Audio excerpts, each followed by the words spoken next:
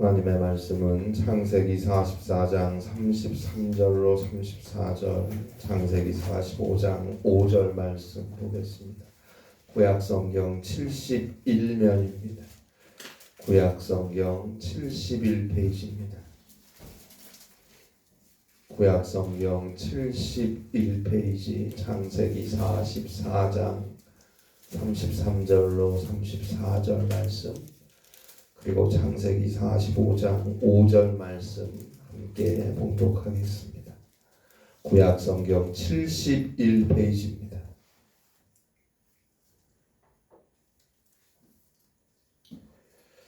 구약성경 71페이지 창세기 44장 33절로 34절, 그리고 창세기 45장 5절 함께 읽겠습니다. 귀한 하나님의 말씀 함께 한 목소리로 봉독하겠습니다. 창세기 44장 33절로 34절입니다. 함께 읽습니다.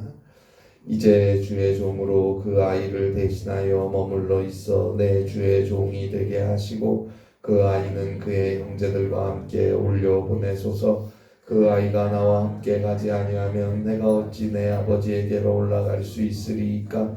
두렵건대 제 해가 내 아버지에게 미침을 보리이다. 창세기 45장 5절입니다.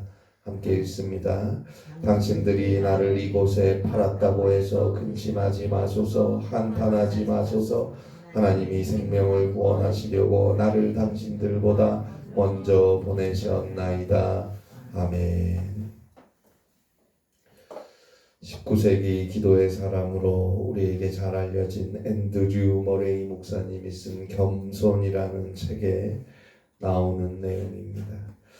성육신이란 그리스도께서 자신을 비우시고 인간이 되신 겸손 이외에 또 무엇이겠습니까? 그리스도의 지상 생활은 종의 형체를 입으신 겸손 이외에 또 무엇이겠습니까? 그리고 그리스도의 대속이 바로 겸손 아닙니까? 그리스도는 자기를 낮추시고 죽기까지 복종하셨습니다. 또한 그리스도의 부활과 승천과 영광이, 즉 그리스도께서 하늘의 보좌로 높임을 받고 영광의 면류관을 받은 것이 겸손 때문 아닙니까? 그래요. 빌립보서 2장 6절로 11절에서 예수 그리스도는 하나님의 본체임에도 하나님과 동등됨을 취할 것으로 여기지 아니하시고 오히려 자기를 비워 종의 형체를 가지사 사람들과 같이 되셨고 더 나아가서 자기를 낮추시고 죽기까지 복종하셨으니 곧 십자가에 죽으셨고 그로 인해서 하나님께서 예수 그리스도에게 지극히 모든 이름 위에 뛰어난 이름을 주셔서 하늘에 있는 자들과 땅에 있는 자들과 땅 아래에 있는 자들로 모든 무릎을 예수의 이름에 꿇게 하시고 모든 입으로 예수 그리스도를 주라 시인하여 하나님 아버지께 영광을 돌리게 하셨습니다. 결국 예수님의 모든 것은 바로 예수님의 겸손을 보여주는 것 아닙니까? 그 예수 그리스도의 겸손을 품으라고 빌립보서 2장 5절에서 말하고 있습니다.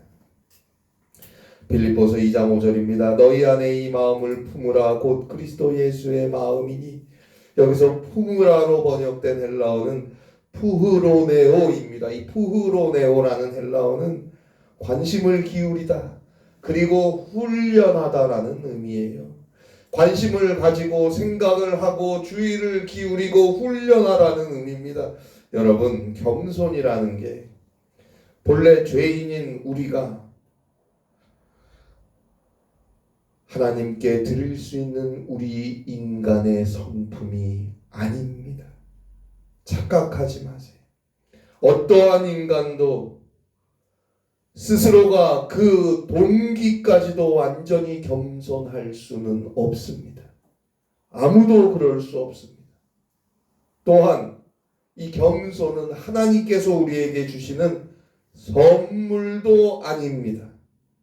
겸손은 하나의 의식이에요. 우리가 얼마나 큰 죄인인지, 우리가 하나님 앞에 얼마나 쓸모없는 존재인지를 깨닫는 의식이에요. 깨닫는 만큼 겸손할 수 있는 거예요.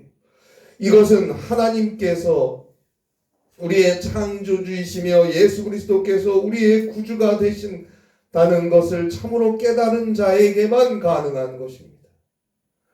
따라서 그리스도인인 우리는 하나하나 회개하고 자신의 모든 것을 진실하게 회개하고 그리고 모든 삶은 하나님께 달려있음을 인정하고 오직 하나님만이 예수님만이 내 삶의 주인이시고 구주가 되심을 믿고 오직 주의 음성에 그 말씀에 귀 기울이며 하루하루 순간순간 한 걸음 한 걸음을 선택하고 돌이킬 수 있어야 합니다. 그가 겸손해지는 것입니다. 예수 그리스도의 마음을 품어갈 수 있는 것입니다. 여러분, 일평생 겸손을 훈련해야 합니다. 저절로 되리라 생각하지 마세요. 왜 예수 믿는 사람들이 그렇게 교만합니까? 어떻게 된 게 예수 믿는 사람들이 그렇게 잘났습니까? 잘난 척을 합니까? 왜 교회에서 자꾸 자기만 옳다고 나만 맞다고 내 생각만 내세우며 다툴까요? 겸손은 저절로 되는 게 아니거든요. 이것은 끊임없는 훈련, 부단한 애씀이 있어야 하는 의식인 거예요. 예수 믿고 구원받으면 겸손해지리라 생각하지 마세요.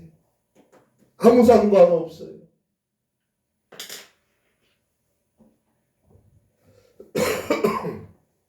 우리는 그리스도 예수의 마음이 참된 겸손의 사람이 될 수 있도록 우리의 영을 채울 수 있도록 계속 회개하고 주 앞에 엎드리고 기도하고 믿음으로 주의 길을 따라가야 합니다. 보세요. 예수님께서 산상수훈에서 하신 첫 번째 말씀이 마태복음 5장 3절이죠. 심령이 가난한 자는 복이 있나니 천국이 그들의 것이며 심령이 가난한 자는 복이 있나니 이것이 바로 겸손한 자예요. 가난하다의 헬라어는 푸토코스인데 이건 그냥 가난한 게 아니잖아요. 극빈이에요. 극빈. 아주 가난한 거예요. 겸손의 헬라어 케노시스는 비운다는 뜻이 깨끗하게 비우는 거예요. 이 둘은 같은 의미가 있어요. 하나님이 없으면 나는 정말 아무것도 아니라는 것을, 하나님이 아니면 나는 조금의 가치도 없다는 것을 아는 자라는 뜻이에요. 하나님이 함께하지 않으면 정말 나는 단 한순간도 참되게 진실하게 살아갈 수 없다고 고백하고 그런 믿음으로 늘 기도하고 살아가는 자, 그에게 천국이 주어진다는 말입니다.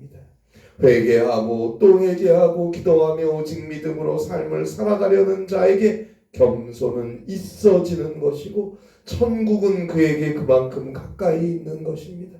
비단 저 영원한 하나님의 나라뿐만 아니라 그에게 이 땅의 가정과 삶의 자리는 화해와 용서의 장이 될 수 있는 것입니다. 오늘 우리가 보는 성경에는 유다와 요셉 그리고 10 형제들이 등장하죠. 우리가 잘 알듯이 유다도 요셉도 다 야곱의 아들들로서 서로 형제 사이입니다. 그런데 오늘 성경에서 유다는 동생 요셉을 알아보지 못했습니다. 왜요? 22년 만에 만났으니까요. 그럼 22년 전에 무슨 일이 있었습니까? 형들이 요셉을 애굽에 물건을 가지고 가던 미디안 상인들이었던 이스마엘 사람들에게 팔아넘겨 버렸어요. 그때 요셉의 나이가 17살이었어요. 처음에는 요셉을 죽이려고 했어요. 그런데 맏형이었던 루벤이 말렸어요. 그런데 다른 형들이 루벤이 자리를 비운 틈에 요셉이 입고 있었던 채색 옷을 벗겨버리고 물 한 모금도 없었던 구덩이 속에 던져버렸어요. 이대로 놔두면 요셉은 죽을 수밖에 없었어요. 네 번째 형이었던 유다가 그래도 요셉이 우리의 동생인데 죽일 필요까지 있느냐 하며 구덩이에서 꺼내서 애굽으로 가던 상인들에게 팔아버린 거예요. 그나마 유다가 요셉이 죽는 것을 막아내는 역할이라면 역할을 했다고 할 수도 있겠지만 어찌되었건 동생 요셉을 애굽의 노예로 팔아넘기는 그런 끔찍한 죄를 지었어요. 22년 전에. 여기서 한번 생각해 볼까요? 왜 요셉의 형들은 동생 요셉을 이렇게 미워한 걸까요? 그것은 아버지 야곱의 편애 때문이었어요. 창세기 37장 3절에 보듯이 아버지는 뒤늦게 노년에 얻은 아들 요셉을 다른 여러 아들들보다 더 사랑했어요. 요셉을 편애했어요. 그리고 요셉이 꿈을 꾸었는데 그 꿈 역시 형들의 마음을 항상 불편하게 했어요. 마치 하나님께서 요셉만을 특별하게 사랑하시는 것 같았어요. 형들이 요셉을 섬겨야 하는 것 같은 그런 꿈 이야기를 하고 다녔어요. 여기서 생각나는 인물이 없습니까? 바로 아담과 하와의 아들이었던 가인과 아벨이죠.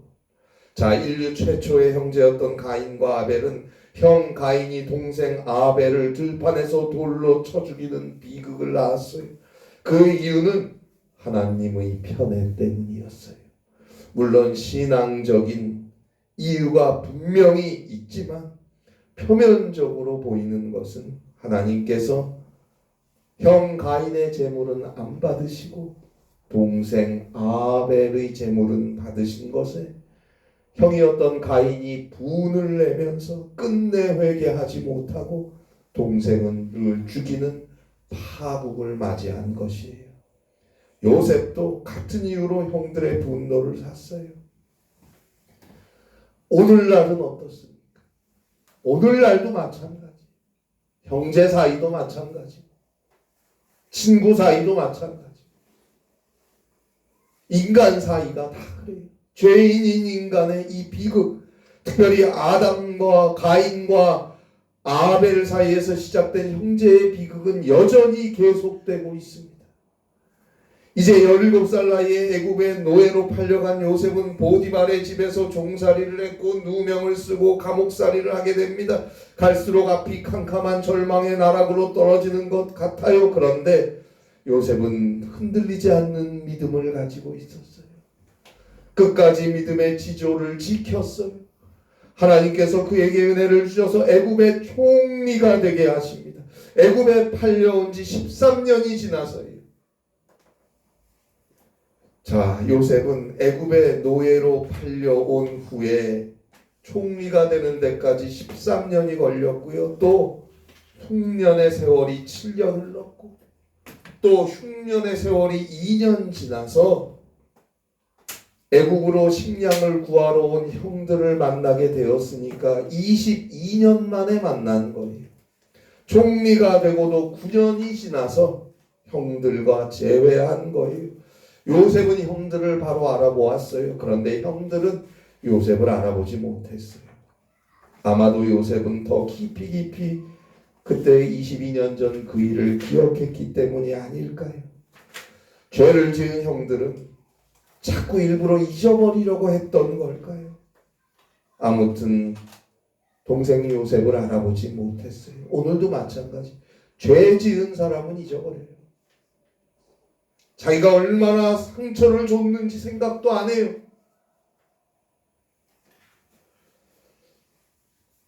그러나 죄 지은 사람은 잊지 못해서 가슴 아파하지 않습니까? 요셉은 그 고통과 슬픔의 시간을 잊지 않았기에 22년 만에 만났는데 형들을 바로 알아보았던 거예요. 그런데 요셉은 흔히 한이 맺혀서 원통하고 분해서 잊지 못하고 기억했던 것이 아니라는 것을 우리는 성경에 나오는 요셉의 행적과 요셉의 말과 고백에서 알 수 있습니다. 그러면 요셉은 왜 잊지 않았을까요? 그것은 화해하고 용서하고 화목할 수 있는 시간을 기다리고 있었던 것입니다.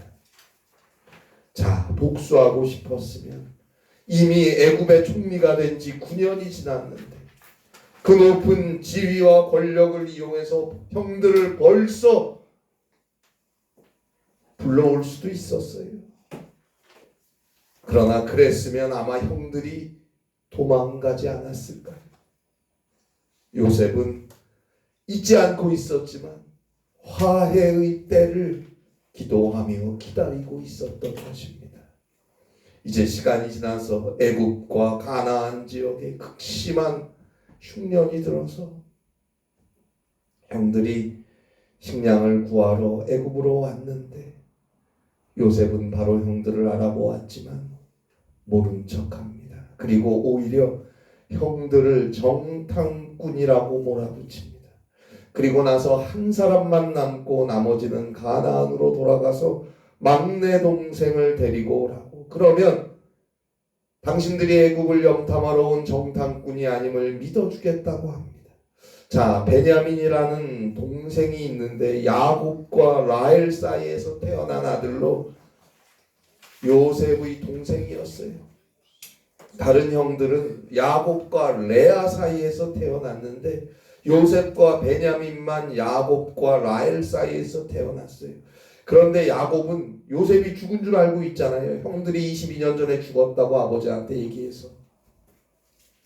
그러니 베냐민도 그 형 요셉처럼 재난을 당할까봐 무서워서 더 애지중지하고 식량을 구하러 아들들을 애굽에 보낼 때도 이 베냐민은 보내지 않았던 거예요. 요셉의 입장에서는 애굽에 식량을 구하러 온 형제들 사이에서 한 어머니에서 난 유일한 동생만 안 보이거든요. 그러니 더 안타깝고 또 어머니가 달랐던 자기를 해한 형들이 자신의 동생 베냐민도 해친 것이 아닌가 걱정도 되고, 그래서 한 명만 남고 나머지는 돌아가라. 그래서 베냐민을 데리고 와라. 당신들이 순수하게 곡식을 구하러 온 자들이라면 그렇게 해야 내가 믿어주겠다. 그런 것입니다. 자, 그런데 요셉의 이 말을 들은 형들이 22년 전 자신들이 요셉에게 했던 그 죄를 기억하기 시작합니다. 형들의 마음속에도 자신들이 저질렀던 죄가 깊이 남아 있었던 것입니다. 잊어보려 했고 애써 잊었다고 했지만 잊어지는 게 아닙니다. 회개하지 않는 죄는 마음 깊이 남아서 알게 모르게 힘들고 괴롭게 한다는 걸 잊지 마세요. 언젠가 반드시 그 죄는 고개를 들 것입니다. 따라서 우리는 진실하게 회개해야 합니다. 자, 이제 형들이 집으로 가서 아버지 야곱에게 간청하다시피 해서 베냐민을 데리고 요셉 앞에 왔어요. 요셉은 베냐민을 보고 마음이 북받쳐서 급히 뛰쳐나가서 안방에 들어가서 몰래 혼자 웁니다. 통곡을 합니다. 22년 만에 보는 자신의 어머니의 유일한 아들이요, 하나뿐인 동생 아닙니까? 요셉은 이제 형들에게 곡식을 주어서 돌려보내는데 은잔을, 애굽 바로의 궁정에서 사용되는 은잔을 베냐민의 자루에 몰래 넣어서 돌려보냅니다. 그리고 청지기를 시켜서 쫓아가라. 쫓아가서 은잔을 훔친 죄를 물어서 다시 잡아오라고 합니다. 자, 아버지의 집으로 곡식을 구해서 돌아가던 형제들이 쫓아온 청지기에게 은잔을 당신들이 훔쳐갔다는 소식을 듣고는 절대 그런 일은 없다며, 우리 중에 누구에게든지 은잔이 발견되면 그는 죽을 것이고 우리는 종들이 되겠다 하며 자루를 열어서 쏟았는데 베냐민의 자루에서 은잔이 나온 거예요. 형제들은 옷을 찢고 탄식하는 마음으로 애굽의 요셉 앞으로 다시 돌아왔습니다. 자, 우리가 무슨 변명을 할 수 있겠습니까? 우리와 이 은잔이 발견된 자가 다 주의 노예가 되겠습니다 하며 유다가 대표해서 요셉 앞에 무릎을 꿇었는데 요셉이 창세기 44장 17절에 보는 대로 아니야 그럴 필요 없어. 이 은잔이 발견된 자, 그러니까 베냐민만 내 종이 되면 되고 너희들은 그냥 모두 평안하게 너희 아버지에게로 돌아가라. 요셉이 무슨 생각을 하는 걸까요? 아마도 형들이 깨닫고 회개할 기회를 주려는 것이고 설령 형들이 끝내 못 깨닫고 그냥 자기들끼리 돌아가도 유일한 어머니가 같은 동생 베냐민을 평생 곁에 두고 돌보려고 했던 것이 아닐까요? 자, 형들 입장에서는 22년 전 요셉에게 했던 일을 베냐민에게는 합법적으로 할 수 있는 기회가 왔어요. 이건 절호의 기회예요. 아버지의 편애를 받는 요셉을 22년 전에 애굽에 팔아버려서 없애버렸는데 이번에는 아주 쉽게 아버지가 편애하는 베냐민을 제거할 수 있게 된 것 아닙니까? 아버지 야곱에게로 돌아가서 그저 도둑질하다 베냐민은 애굽에서 종이 되었다고 하면 그만이에요. 그런데 유다가 요셉 앞에서 자신이 대신하여 종이 될 테니 베냐민은 형제들과 함께 아버지께로 돌려보내달라고 빌고 있습니다. 그것이 오늘 성경 창세기 44장 33절입니다. 이제 주의 종으로 그 아이를 대신하여 머물러 있어 내 주의 종이 되게 하시고 그 아이는 그의 형제들과 함께 올려보내소서. 34절입니다. 그 아이가 나와 함께 가지 아니하면 내가 어찌 내 아버지에게로 올라갈 수 있으리이까? 두렵건대 제가 내 아버지에게 미침을 보리이다. 보세요. 창세기 44장 18절로 34절에 나오는 유다의 호소는 아첨적이지도 간사하지도 오만하지도 않습니다. 유다는 총리가 베냐민만을 종으로 삼고 나머지 형제들을 무사히 돌려보내 주겠다는 말을 고맙게 받아들였어요. 그러나 유다는 베냐민을 데리고 돌아가지 못했을 때에 가나안에 있는 아버지 야곱이 받을 충격 보세요. 어머니가 같았던 유일한 베냐민의 형 요셉이 이미 죽은 줄 아는 아버지 야곱은 베냐민을 더 애지중지했고 요셉처럼 그도 어려움을 당할까 늘 곁에 두려 했고 그래서 식량을 구하러 갈 때도 베냐민은 집에 남겨두었었는데 이러이러한 일련의 사건으로 베냐민이 어쩔 수 없이 애국으로 갔는데 그 베냐민을 데리고 돌아갈 수 없다면 과연 늙은 아버지가 버티실 수 있을까? 또 그 모습을 내가 어떻게 볼 것인가? 이미 22년 전에 그러한 지독한 아픔과 괴로움의 시간을 아버지에게 드렸는데 또 그럴 수는 없지 않은가? 자기 자신의 잘못을 철저하게 회개하는 유다 그리고 형들의 모습에서 용서와 화해의 문이 열리기 시작합니다. 오늘 유다처럼 자신의 죄를 뉘우치고 회개하며 자신이 저질렀던 그 죄악의 피해자가 또다시 발생하는 것보다는 이제는 차라리 내가 자신이 그러한 고통을 당하겠노라 하는 각오로 회개하는 것, 그것이 진정한 회개입니다. 회개는 하고 자기는 고통당하지 않으려고 해요. 그건 회개가 아니에요. 그리고 또 여기서 생각해야 하는 것은 22년 전 피해자였던 요셉입니다. 요셉은 자신이 바로 형들이 22년 전 애굽에 팔아넘겼던 형들의 동생 요셉입니다 라고 밝힙니다. 창세기 45장 1절에서 또 창세기 45장 4절 마지막 부분에서 나는 당신들이 애굽에 판 당신들의 아우 요셉이다 밝히고 있어요.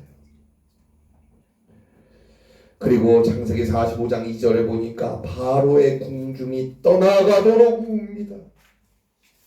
그리고 3절에서 아버지의 안부를 물어요. 창세기 45장 3절에 보니까 내 아버지께서 아직 살아계시니까 여기서 우리는 요셉의 겸손함을 볼 수 있어요. 자신이 피해자예요. 22년 동안 억울한 시절을 살았어요. 그럼에도 요셉은 분노와 원한으로 형들을 곤경에 빠뜨리려고 한 것이 아니었어요. 그러나 자신이 깨끗하게 형들을 만나자마자 용서하지 못하고 어쨌거나 형들의 마음이 어떠한지 시험해 보았다는 사실이 미안한 거예요. 그래서 오늘 성경 창세기 45장 5절에서 뜬금없이 아버지가 아직 살아계십니까? 살아있죠. 유다가 그렇게 이야기했는데 살아있는 줄 알면서도 괜히 질문하는 거예요. 미안하니까. 아마 그 뒤에 제가 어리석었습니다. 제가 형들을 보자마자 알았는데 그때 손 내밀지 못하고 시험해서 미안합니다. 그 말이 숨어있는 게 아닐까요? 요셉의 겸손이 이 한마디에 묻어 있습니다. 이제 형들은 저 애굽의 총리가 요셉인 줄 알고 놀라고 두려워하는데 요셉이 이렇게 말하죠. 오늘 성경 창세기 45장 5절입니다. 창세기 45장 5절입니다. 당신들이 나를 이곳에 팔았다고 해서 근심하지 마소서. 한탄하지 마소서. 하나님이 생명을 구원하시려고 나를 당신들보다 먼저 보내셨나이다. 하나님이 생명을 구원하시려고 나를 당신들보다 먼저 보내셨나이다. 당신들은 나를 팔았다고 생각하지만 그래서 내가 총리가 되니 내 앞에서 지금 두려워 떨고 있지만 아니, 하나님이 나를 당신들의 생명의 구원을 위해서 이곳에 당신들보다 먼저 22년을 앞서서 보내신 것뿐입니다.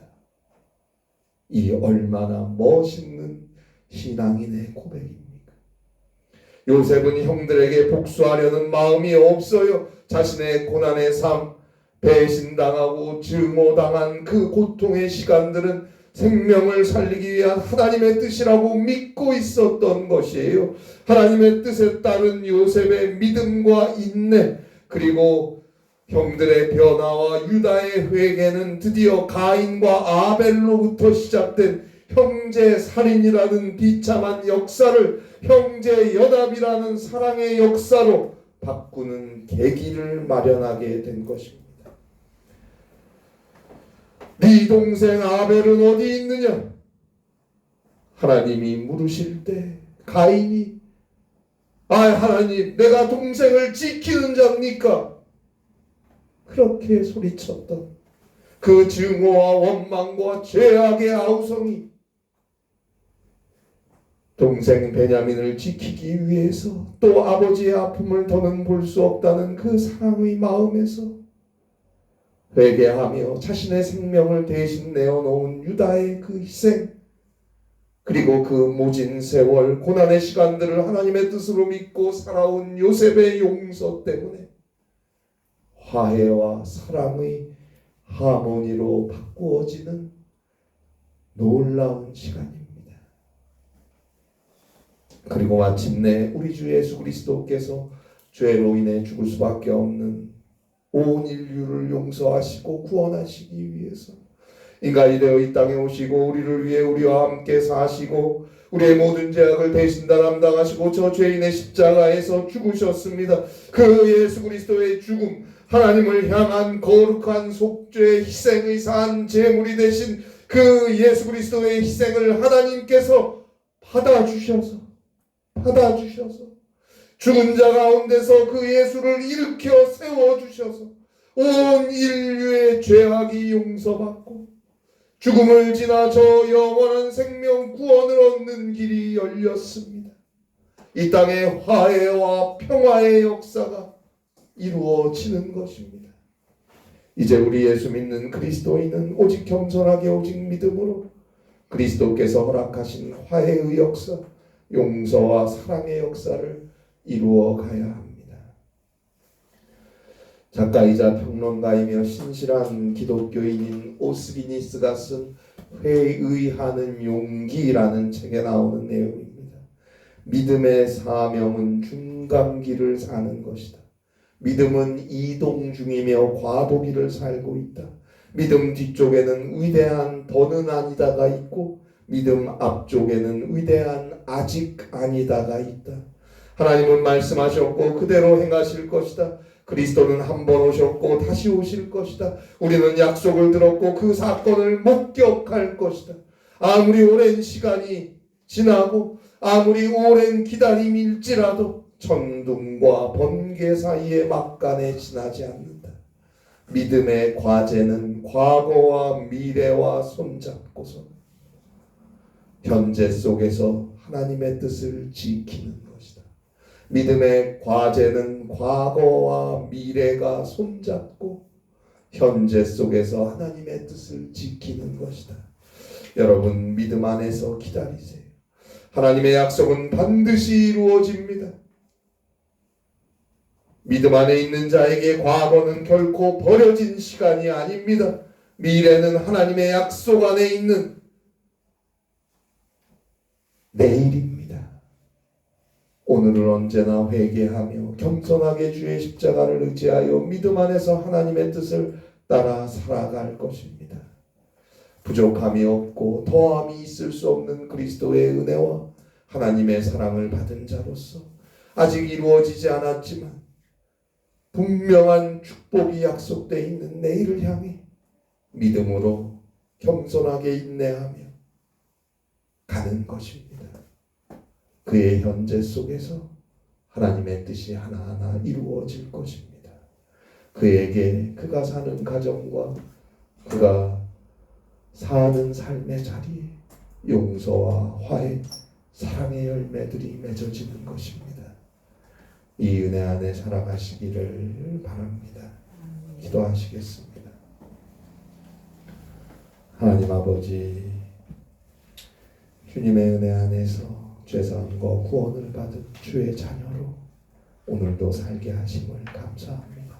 겸손하게 회개하며 오직 믿음으로 내 속에, 내 삶 속에 있는 하나님의 뜻을 늘 생각하고 따라가는 믿음 안에서 삶을 살아감으로 그리스도 예수께서 허락하시는 화해와 용서와 평화의 삶 이루며 살아갈 수 있는 사랑하는 우리 모든 성도들, 우리 교회, 이 땅의 모든 교회가 되게 하여 주시옵소서.